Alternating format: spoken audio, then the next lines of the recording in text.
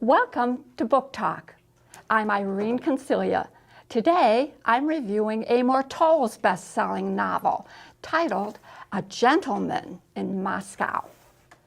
The Hotel Metropole is in the heart of Moscow, a property known for its opulence and refinement, where rooms are exquisitely appointed with rare antiques, and its staff prides itself for outstanding service.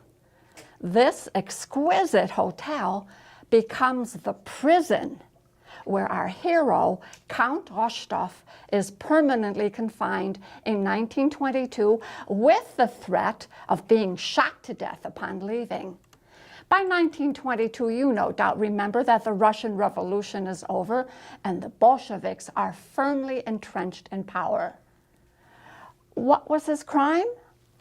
It was a poem he wrote as a student that is highly offensive to the current regime and considered counter-revolutionary. He is tried by a Bolshevik tribunal, and the head of that tribunal, upon passing sentence, states, "I have no doubt, Count Rostov, that some in the gallery find you quite charming.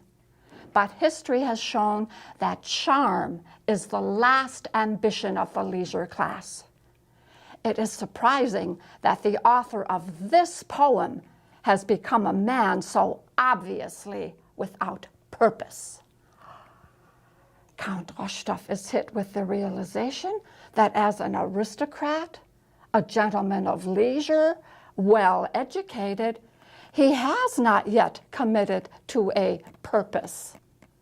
And so our charming Count begins the long journey of discovery, finding purpose in life.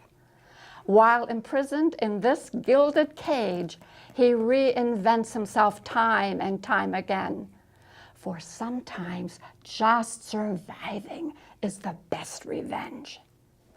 He becomes friends with a precocious 9-year-old named Nina, whose father, a diplomat, also lives in this hotel when he's in town. She takes him on a grand tour, showing him all the secret places, and eventually gives him the skeleton key, which unlocks every door in this 300-room hotel. Years later, the Count will be a surrogate father to her daughter Sophia. He also finds romance in the arms of a beautiful actress, and he finds friendships among the staff and fulfillment in a job well done as head waiter.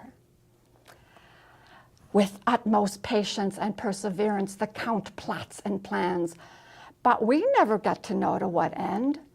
As no one in the Soviet system can be trusted, we likewise are not deemed trustworthy by the author. And the intrigue becomes palpable as the suspense builds to a resounding crescendo. Amor Towles takes us gently by the hand and guides us through 3 decades of tumultuous Soviet history as the Count begins his cat-and-mouse game of intrigue with the authorities. But this novel is really not a historical retrospective of life under the Soviets.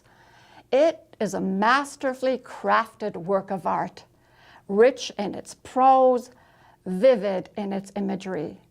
And unlike the Russian masters so admired the world over, writers like Tolstoy and Dostoevsky, who describe a fatalistic, long-suffering people in their prose, Amor Towles writes about the irrepressible human spirit and its unbridled optimism. This novel is a masterpiece.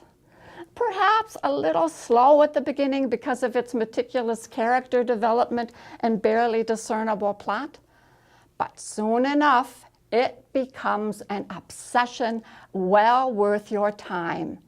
I give it 5 stars.